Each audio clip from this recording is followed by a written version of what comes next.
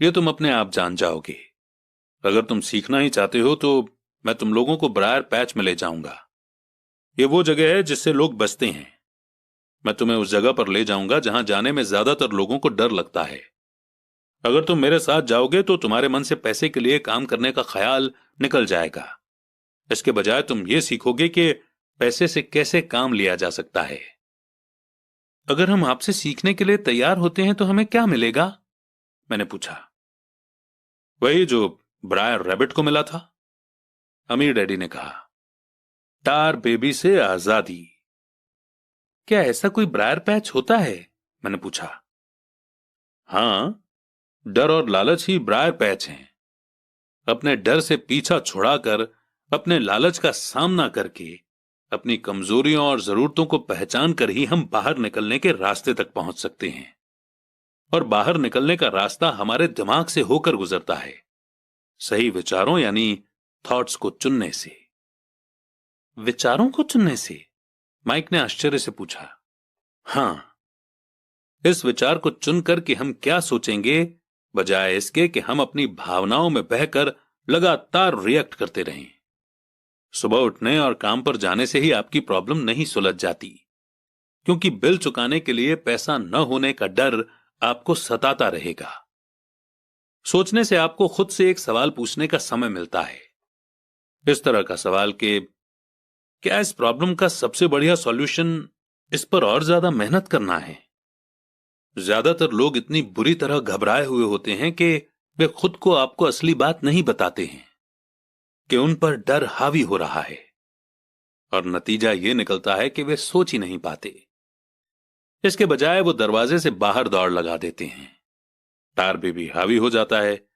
अपने विचार चुनने से मेरा यही मतलब था। पर हम ऐसा किस तरह करेंगे? माइक ने पूछा। यही तो मैं तुम्हें सिखाने वाला हूं। मैं तुम्हें यह सिखाऊंगा कि तुम्हारे पास चुनने के लिए ऑप्शन होने चाहिए, ताकि तुम हड़बड़ी में काम करने से बच सको। जैसे अपनी सुबह की कॉफी पीकर दरवाजे से बाहर दौड़ लगाने की आदत से। मैंने तुमसे जो पहले कहा था उसे याद रखो। जॉब लॉन्ग टर्म प्रॉब्लम का शॉर्ट टर्म सॉल्यूशन है। ज्यादातर लोगों के दिमाग में सिर्फ एक प्रॉब्लम होती है, और यह थोड़े समय की होती है। यह प्रॉब्लम होती है महीने के आखिर में चुकाए जाने वाले बिल, यानी टार बेबी। अब पैसा उनकी जिंदगी चलाता है, या मैं ये कहूं कि पैसे को लेकर उनका डर और अज्ञान उनकी जिंदगी को चलाते हैं। तो वे वही करते हैं जो उनके मां बाप ने किया था। सुबह उठो और पैसे के लिए काम करो। वे इतना समय भी नहीं निकाल पाते कि ये सोच सकें कि क्या कोई दूसरा तरीका है। इस वक्त वे दिल से सोचते हैं, दिमाग से नहीं। दिल से सोचने और दिमाग से सोचने में क्या फर्क होता है? माइक ने पूछा। अमीर डैडी ने जवाब दिया। मैं इस तरह की बातें अक्सर सुनता हूं। हर आदमी को काम करना पड़ता है। अमीर लोग अत्याचार करने वाले होते हैं। मैं दूसरी जॉब ढूंढ लूंगा, मेरी सैलरी बढ़नी चाहिए। आप इस तरह से मेरा शोषण नहीं कर सकते। या फिर मैं इस जॉब को इसलिए पसंद करता हूं क्योंकि यह सेफ है। इसके बजाय हमें यह कहना चाहिए, क्या यहां ऐसा कुछ है जो मुझे नहीं मिल रहा है? इस तरह भावना पर बेस्ड हमारे थॉट्स की जंजीर टूट जाएगी और हमें ज्यादा अच्छे तरीके से सोचने का मौका मिल जाएगा। मुझे मानना ही पड़ेगा कि मेरे लिए यह सबक एक महान सबक साबित हुआ। यह जानना कि कब कोई आदमी दिल से बोल रहा है और कब दिमाग से, किसके शब्दों में भावनाएं छुपी हुई हैं और किसके शब्दों में थॉट, ये एक ऐसा सबक था जो जिंदगी भर मेरे काम आया। खासतौर पर तब जब मैं अपने दिल से यानी अपनी भावनाओं से बोल रहा था, न कि अपने विचारों या दिमाग से। जब हम स्टोर की तरफ वापस मुड़े तो अमीर डैडी ने यह कहा, अमीर लोग हकीकत में पैसा बनाते हैं, वे इसके लिए काम नहीं करते। उन्होंने यह भी बताया कि 5 सेंट के जिंक के सिक्के बनाते समय जब माइक और मैं ये सोच रहे थे कि हम पैसे बना रहे थे, तो हमारे विचार उसी रास्ते पर चल रहे थे जिस पर अमीर लोग चलते हैं। दिक्कत सिर्फ इतनी सी थी कि ऐसा करना इलीगल था। गवर्नमेंट और बैंकों के लिए ऐसा करना लीगल है, पर हमारे लिए नहीं। उन्होंने यह भी बताया कि पैसा कानूनी यानी लीगल और गैर कानूनी यानी कि इल्लीगल दोनों ही तरीकों से कमाया जा सकता है। अमीर डैडी ने हमें बाद में यह समझाया कि अमीर लोग जानते हैं कि कैसे पैसा एक भ्रम है जो हकीकत में गधे के सामने लटकी गाजर की तरह होता है। पैसों के भ्रम के कारण जो डर और लालच पैदा होता है उसकी वजह से ही अरबों खरबों लोग ये सोचते रहते हैं कि पैसा ही असली चीज है। पैसा दरअसल एक माया जाल है। पब्लिक के अज्ञान और भरोसे के भ्रम की वजह से ही ताश के पत्तों का यह महल खड़ा रह पाता है। सच कहा जाए तो गधे की गाजर पैसों से ज्यादा कीमती है। उन्होंने अमेरिका के गोल्ड स्टैंडर्ड के बारे में भी बात की और यह बताया कि हर डॉलर का नोट असल में चांदी का सर्टिफिकेट है। उन्हें इस अफवाह से चिंता हो रही थी कि किसी दिन हम लोग गोल्ड स्टैंडर्ड को छोड़ देंगे और हमारे डॉलर चांदी के सर्टिफिकेट नहीं रहेंगे। जब ऐसा होगा बच्चों तो कयामत आ जाएगी। गरीब, मिडिल क्लास और नासमझ लोगों की जिंदगी इसीलिए बर्बाद हो जाएगी क्योंकि वो ये भरोसा करते रहेंगे कि पैसा ही असली चीज है और वे जिस कंपनी के लिए काम करते हैं वो कंपनी या गवर्नमेंट उनका ध्यान रखेगी। उनकी बातें उस दिन हमें समझ में नहीं आ रही थी, पर सालों बाद जाकर मुझे यह समझ में आया कि यह बड़े पते की बात थी। वो देखना जो दूसरे नहीं देख पाते। जब वे अपने पिकअप ट्रक में चढ़े तो उन्होंने कहा, काम करते रहो बच्चों, पर जितनी जल्दी तुम सैलरी की जरूरत को भूल जाओगे तुम्हारी आगे की जिंदगी उतनी ही आसान हो जाएगी। अपने दिमाग का इस्तेमाल करो, मुफ्त में काम करो और जल्दी ही तुम्हारा दिमाग तुम्हें पैसे कमाने के दूसरे तरीके बता देगा। उन तरीकों से तुम इस जॉब से ज्यादा कमा लोगे। तुम ऐसी चीजें देख पाओगे जो दूसरे लोग कभी नहीं देख पाते। मौका उनकी नाक के नीचे होता है, फिर भी ज्यादातर लोग इन मौकों को कभी नहीं देख पाते। इसका कारण यह है कि वे पैसा और सिक्योरिटी ढूंढते रहते हैं, इसलिए उन्हें यही मिलता है। जिस वक्त तुम एक मौका भांपने में कामयाब हो जाओगे उसके बाद तुम जिंदगी भर का मौका भांप सकते हो। जिस वक्त तुम ऐसा कर लोगे मैं तुम लोगों को कुछ और बातें सिखाऊंगा। इस बात को ध्यान से समझ लो ताकि तुम जिंदगी के सबसे बड़े जाल से बच सको। वो टार बेबी तुम्हें कभी नहीं छू पाएगी। माइक और मैंने स्टोर से अपनी चीजें उठाई और मिसेस मार्टिन से गुड बाय कहा। हम वापस पार्क गए, उसी पिकनिक बेंच पर बैठे और वहां घंटों तक सोचते रहे और बातें करते रहे। हमने अगला हफ्ता स्कूल में इसी बारे में सोचते और बातें करते हुए बिताया। 2 हफ्तों तक हम लोग सोचते रहे, बातें करते रहे और मुफ्त में काम करते रहे। दूसरे शनिवार के आखिर में मैं मिसेस मार्टिन से एक बार फिर से गुड बाय कर रहा था और कॉमिक बुक स्टैंड को लालच भरी नजर से देख रहा था।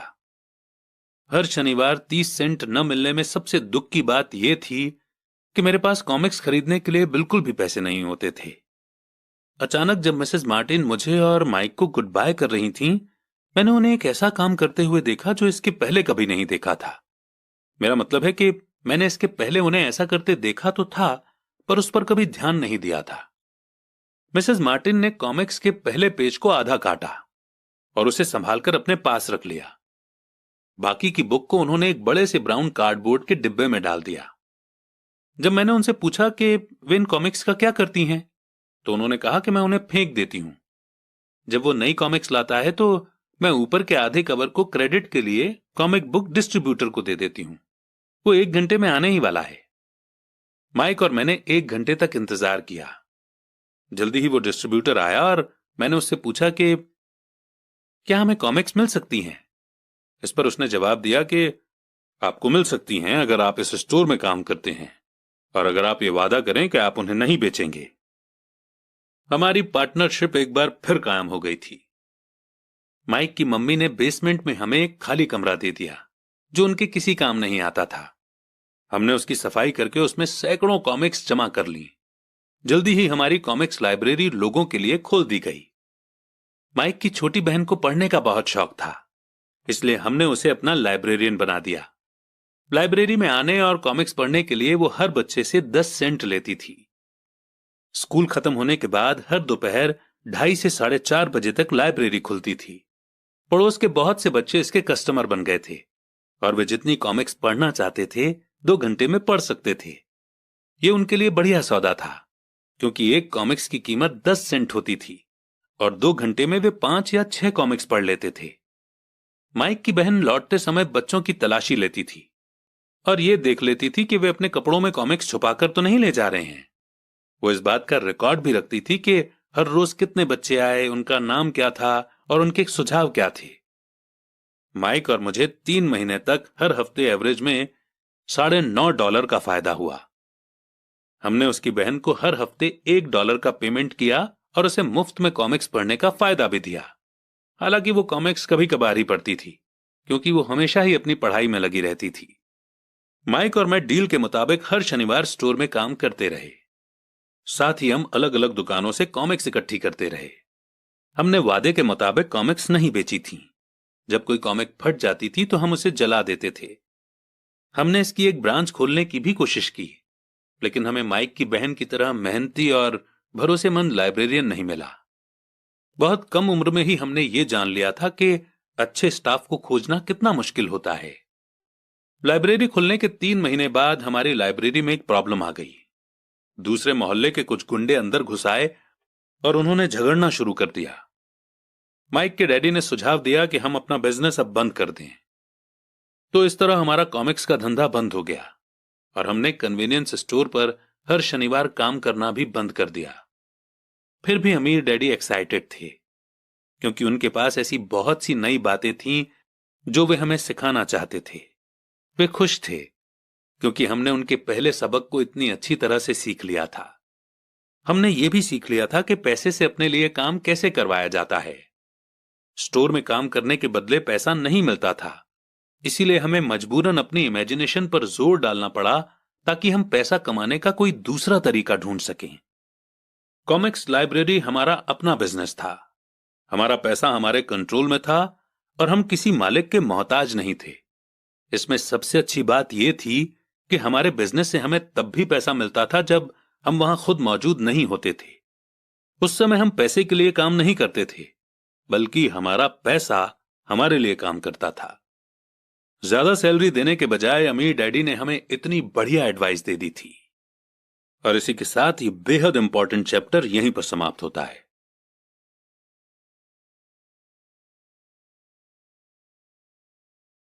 चैप्टर 3, लेसन 2, पैसे की समझ क्यों सिखाई जानी चाहिए। 1990 में मेरे सबसे अच्छे दोस्त माइक ने अपने डैडी का लंबा चौड़ा बिजनेस संभाल लिया है और उसे अपने डैडी से ज्यादा कामयाबी मिल रही है। हम एक दूसरे से साल में सिर्फ 1 या 2 बार गोल्फ कोर्स पर मिलते हैं। वो और उसकी पत्नी इतने ज्यादा अमीर हैं कि आप इसकी कल्पना भी नहीं कर सकते। अमीर डैडी का एम्पायर बहुत सुरक्षित हाथों में है और अब माइक अपने बेटे को उसी तरह सिखा रहा है जिस तरह से उसके डैडी ने हमें सिखाया था। 1994 में मैं 47 साल की उम्र में रिटायर हो गया और मेरी पत्नी किम उस वक्त 37 साल की थी। रिटायरमेंट का मतलब यह नहीं है कि हम काम नहीं करते या आगे काम नहीं करेंगे। इसका मतलब यह है कि जब तक हमारी लाइफ में बहुत बड़ी कोई घटना ना हो जाए तब तक हम काम करने या न करने के लिए आजाद हैं। इसका कारण यह है कि हमारी दौलत अपने आप बढ़ती रहती है, इन्फ्लेशन की रेट से कहीं ज्यादा तेज रफ्तार से।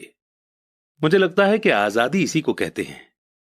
हमारी दौलत इतनी ज्यादा है कि यह अपने आप बढ़ सकती है। यह पेड़ लगाने की तरह है। आप सालों तक इसे पानी देते हैं और एक दिन इसे आपकी जरूरत नहीं रह जाती। इसकी जड़ें जमीन में काफी गहराई तक पहुंच जाती हैं। इसके बाद यह पैसे का पेड़ आपके सुख के लिए छाया और फल देता है। माइक ने एम्पायर चलाने का ऑप्शन चुना और मैंने रिटायर होने का। जब भी मैं लोगों से बात करता हूं तो वे अक्सर मुझसे सलाह मांगते हैं कि उन्हें क्या करना चाहिए, शुरुआत कहां से और कैसे की जाए, आपकी नजर में कौन सी बुक अच्छी रहेगी, वगैरह वगैरह। सबसे अमीर बिजनेसमैन। 1923 में हमारे सबसे महान नेता और सबसे अमीर बिजनेसमैन शिकागो में एजवाटर बीच पर इकट्ठे हुए। ये सारे लोग बहुत मशहूर थे। चार्ल्स श्वाब सबसे बड़ी स्टील कंपनी के हेड थे। सैमुअल इंसुल दुनिया की सबसे बड़ी यूटिलिटी के प्रेसिडेंट थे। हार्वर्ड हॉम्सन सबसे बड़ी गैस कंपनी के हेड थे। आइवर क्रूजर दुनिया की सबसे बड़ी कंपनियों में से एक इंटरनेशनल मैच कंपनी के प्रेसिडेंट थे। Leon Fraser Bank of International Settlement के प्रेसिडेंट थे। Richard Whitney New York Stock Exchange के हेड थे। आर्थर कॉटन और जेसी लिवरमोर दो सबसे बड़े स्टॉक स्पेक्यूलेटर थे और अल्बर्ट फॉल प्रेसिडेंट हार्डिंग के कैबिनेट में मिनिस्टर थे। लेकिन क्या आपको पता है कि 25 साल बाद इनमें से 9 लोगों का अंत इस तरह से हुआ। श्वाब 5 साल तक कर्ज में डूबे रहने के बाद गरीबी में मरे। इंसवेल की मौत विदेश में दिवालियेपन की हालत में हुई, यानी ये बैंकरप्ट हो गए थे। क्रूजर और कॉटन भी गरीबी में मरे। थॉमसन पागल हो गए। विटनी और अल्बर्ट फॉल उस समय जेल से रिहा हुए थे। फेजर और लिवरमोर आत्महत्या कर चुके थे। शायद कोई भी ठीक से यह नहीं बता सकता कि इन लोगों के साथ ऐसा क्यों हुआ। यह बात 1923 यानी कि 1923 की है। हम इतना अंदाजा तो लगा सकते हैं कि यह 1929 के मार्केट क्रैश और ग्रेट इकोनॉमिक डिप्रेशन के ठीक पहले का समय था। मंदी का इन लोगों पर बेशक बहुत ज्यादा असर हुआ होगा। देखने वाली बात यह है कि आज हम इन लोगों से ज्यादा मुश्किल समय में जी रहे हैं। बदलाव ज्यादा तेजी से हो रहे हैं और पूरी दुनिया में हो रहे हैं। मुझे लगता है कि आने वाले 25 सालों में बहुत से ऐसे उतार चढ़ाव आएंगे जो इन लोगों द्वारा झेले गए उतार चढ़ावों की तरह ही होंगे। मुझे यह चिंता है कि बहुत से लोग सिर्फ पैसे पर अपना ध्यान लगाए बैठे हैं और अपनी सबसे बड़ी दौलत पर ध्यान नहीं दे रहे हैं, जिसका नाम है नॉलेज। अगर लोग फ्लेक्सिबल होने, दिमाग खुला रखने और सीखने के लिए तैयार रहें तो इन बदलावों के बावजूद वे बहुत अमीर बन सकते हैं। अगर लोग ये सोचेंगे कि पैसा ही उनकी प्रॉब्लम को सुलझा सकता है तो ऐसे लोगों के लिए आने वाला समय बहुत परेशानी से भरा होगा। बुद्धि से प्रॉब्लम सॉल्व होती है और पैसा आता है। अगर आपके पास पैसे की समझ नहीं है तो पैसा चाहे आ भी जाए पर ज्यादा देर टिकेगा नहीं। ज्यादातर लोग जिंदगी भर यह समझ नहीं पाते कि असली बात यह नहीं है कि आप कितना पैसा कमाते हैं, बल्कि यह है कि आप कितना पैसा रख पाते हैं, यानी कितना पैसा सेव कर पाते हैं। आपने पक्का लॉटरी जीतने वाले उन गरीबों की कहानियां सुनी होंगी जो अचानक से अमीर बन जाते हैं पर कुछ समय बाद वे फिर से गरीब हो जाते हैं। ये लोग लाखों करोड़ों जीतते हैं, फिर भी वे लौटकर वहीं आ जाते हैं जहां से उन्होंने शुरुआत की थी। आपने उन प्रोफेशनल एथलीट्स की कहानियां भी पढ़ी होंगी जो 24 साल की उम्र में हर साल करोड़ों रुपए कमाते हैं और 34 साल की उम्र में उन्हें पुल के नीचे सोना पड़ता है, बेघर। आज ही के अखबार में एक नौजवान बास्केटबॉल प्लेयर की खबर छपी है जो 1 साल पहले करोड़ों का मालिक था। आज वो शिकायत करता फिर रहा है कि उसके दोस्तों, वकीलों और अकाउंटेंट्स ने उसके पैसे हड़प लिए और इसी वजह से आज उसे बहुत कम पैसों पर कार धोने का काम करना पड़ रहा है। वो सिर्फ 29 साल का है, लेकिन क्या आपको पता है कि उसे कार धोने के काम से भी निकाल दिया गया? इसकी वजह यह थी कि उसने कार साफ करते समय अपनी चैंपियनशिप रिंग उतारने से मना कर दिया था, यानी हाथों से अंगूठी निकालने से मना कर दिया था, और जिसकी वजह से कार साफ करते हुए कार में निशान पड़ते थे और इसलिए उसकी खबर न्यूज़पेपर में छप गई। वो अपने निकाले जाने का विरोध कर रहा है और कहता है कि यह भेदभाव है। अंगूठी ही तो उसकी महान जिंदगी की इकलौती निशानी है।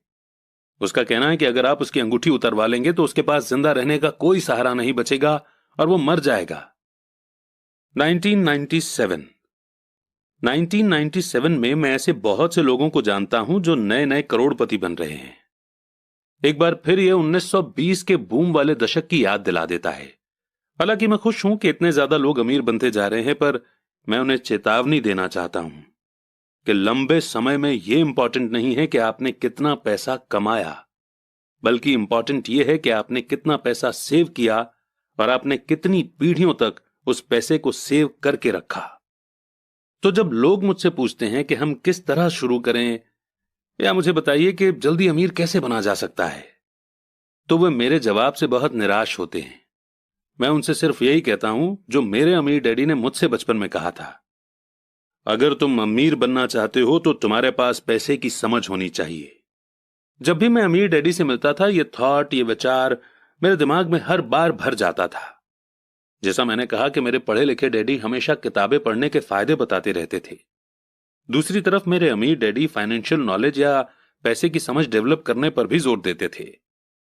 अगर आप एक बुर्ज खलीफा जैसी ऊंची बिल्डिंग बनाने जा रहे हैं तो सबसे पहले आपको एक गहरा गड्ढा खोदना पड़ेगा और एक मजबूत नींव यानी कि फाउंडेशन डालनी होगी। अगर आप किसी टाउन में एक घर बनाने जा रहे हैं तो आपको सिर्फ एक 6 इंच कंक्रीट का स्लैब डालना होगा। ज्यादातर लोग अमीर बनने के चक्कर में 6 इंच के स्लैब पर बुर्ज खलीफा जैसी बिल्डिंग खड़ी करना चाहते हैं। हमारा स्कूल का सिस्टम उस जमाने का है जब खेती बाड़ी यानी कि एग्रीकल्चर ही इकोनॉमी का बेस थी और ज्यादातर लोग खेती बाड़ी से ही पैसे कमाते थे। आज भी ये बिना नींव के घरों में भरोसा करता है। इसीलिए स्कूल से निकलने वाले बच्चों की कोई फाइनेंशियल फाउंडेशन नहीं होती है। एक दिन जब उन्हें नींद नहीं आती और वे कर्ज में डूब जाते हैं, वो सोचते हैं कि उनकी प्रॉब्लम अमीर होकर ही सॉल्व की जा सकती है। कुल मिलाकर सच्चाई यह है कि अगर बिना फाइनेंशियल फाउंडेशन के किसी के पास पैसा आ भी जाएगा तो वो उसे जल्दी ही लूज कर देगा। एनीवे, माइक और मेरे लिए दोनों ही ऑप्शन संभव थे, क्योंकि हमारी फाइनेंशियल फाउंडेशन मजबूत थी और पैसे की समझ हमें बचपन से ही सिखाई गई थी। देखा जाए तो अकाउंटिंग शायद दुनिया का सबसे बोरिंग सब्जेक्ट है। ये बहुत उलझन भरा सब्जेक्ट भी है, पर अगर आप लंबे समय तक अमीर बने रहना चाहते हैं तो ये सबसे इंपॉर्टेंट सब्जेक्ट भी है। सवाल यह है कि आप इस बोरिंग और उलझन भरे सब्जेक्ट को अपने बच्चे को किस तरह सिखा सकते हैं। इस सवाल का जवाब है कि हम इसे आसान बना सकते हैं।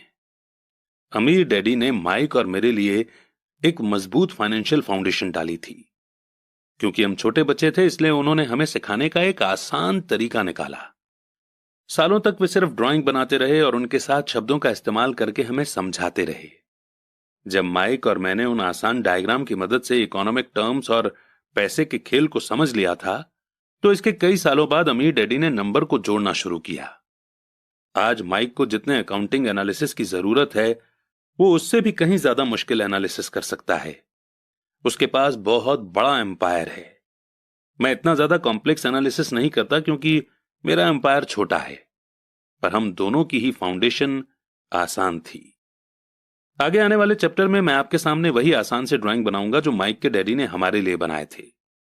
हालांकि वे आसान हैं, पर इन डायग्राम्स के सहारे उन्होंने 2 छोटे बच्चों को ठोस और गहरी फाउंडेशन पर दौलत का बड़ा महल बनाना सिखाया था। रूल नंबर 1, आपको संपत्ति यानी एसेट और दायित्व यानी लायबिलिटीज का फर्क पता होना चाहिए और हमेशा एसेट ही खरीदनी चाहिए। अगर आप अमीर बनना चाहते हैं तो आपको बस इतना ही जानने की जरूरत है। यह पहला रूल है, यही इकलौता रूल है। यह बहुत आसान लगता है, पर ज्यादातर लोगों को यह पता ही नहीं है कि यह रूल कितना इंपॉर्टेंट है। ज्यादातर लोग पैसे की प्रॉब्लम में सिर्फ इसलिए उलझे रहते हैं क्योंकि उन्हें यह पता ही नहीं होता कि एसेट और लायबिलिटी में क्या फर्क होता है। अमीर लोग एसेट इकट्ठा करते हैं, गरीब और मिडिल क्लास लोग लायबिलिटी इकट्ठा करते हैं। और मजे की बात यह है कि उन लोगों को यह लगता है कि वे एसेट ही जमा कर रहे हैं। जब अमीर डैडी ने माइक और मुझे यह बताया तो हमने सोचा कि वे मजाक कर रहे हैं। हम 2 बच्चे अमीर बनने का राज जानने के लिए इतने हैरान परेशान थे, जबकि उनका जवाब इतना आसान था। ये इतना ज्यादा आसान था कि हमें इस बात पर सोचने के लिए बहुत देर तक ठहरना पड़ा। एसेट क्या होता है? माइक ने पूछा। अभी उसके बारे में चिंता मत करो, अमीर डैडी ने कहा। अभी सिर्फ इस बात को अपने दिमाग में घुस जाने दो। अगर तुम इसे आसानी से समझ सकते हो तो तुम्हारी जिंदगी का यही प्लान होगा और तुम्हें जिंदगी भर पैसे की कभी दिक्कत नहीं आएगी। यह आसान है, इसलिए अनदेखा कर दिया जाता है। आपका मतलब यह है कि हमें बस इतना ही जानने की जरूरत है कि एसेट क्या है? यह जानने के बाद हम उसे हासिल कर लें और अमीर बन जाएं? मैंने पूछा। अमीर डैडी ने हामी भरी और कहा, हां, यह इतना ही आसान है। अगर ये इतना आसान है तो फिर हर आदमी अमीर क्यों नहीं बन जाता? मैंने पूछा। अमीर डैडी ने मुस्कुराकर कहा, क्योंकि वो लोग एसेट और लायबिलिटी में फर्क नहीं कर पाते। मुझे याद है मैंने पूछा था, बड़े लोग इतना मूर्ख कैसे हो सकते हैं? अगर ये इतना आसान और इतना इंपॉर्टेंट है तो हर कोई इसे जानना या खोजना क्यों नहीं चाहता? एसेट और लायबिलिटी क्या होते हैं ये समझाने में अमीर डैडी को बस कुछ ही मिनट लगे। वो बोले, बड़े लोगों को ये रूल समझाने में मुझे बहुत मुश्किल होती है। क्यों? क्योंकि बड़े लोग खुद को ज्यादा स्मार्ट मानते हैं। मैंने अक्सर देखा है कि ज्यादातर लोग आसान बातों को समझ नहीं पाते। इसका कारण यह है कि उनकी एजुकेशन अलग तरह से हुई है। उन्हें दूसरे प्रोफेशनल्स ने पढ़ाया है, जैसे bankers, accountants, real estate agents, financial planners वगैरह वगैरह। ज्यादातर बड़े लोगों के सामने मुश्किल यह होती है कि उन्हें बहुत कुछ भूलना पड़ता है और एक बार फिर से बच्चा बनना पड़ता है। बड़े लोगों को हमेशा ऐसा लगता है कि मुश्किल जवाब ही ठीक होगा। अगर उन्हें किसी चीज का आसान जवाब बताओ तो वो उसे गलत मानते हैं। अमीर डैडी किस प्रिंसिपल में यकीन करते थे, यानी कीप इट सिंपल स्टूपिड, जिसका मतलब है कि चीजें आसान ही रहने दो भाई।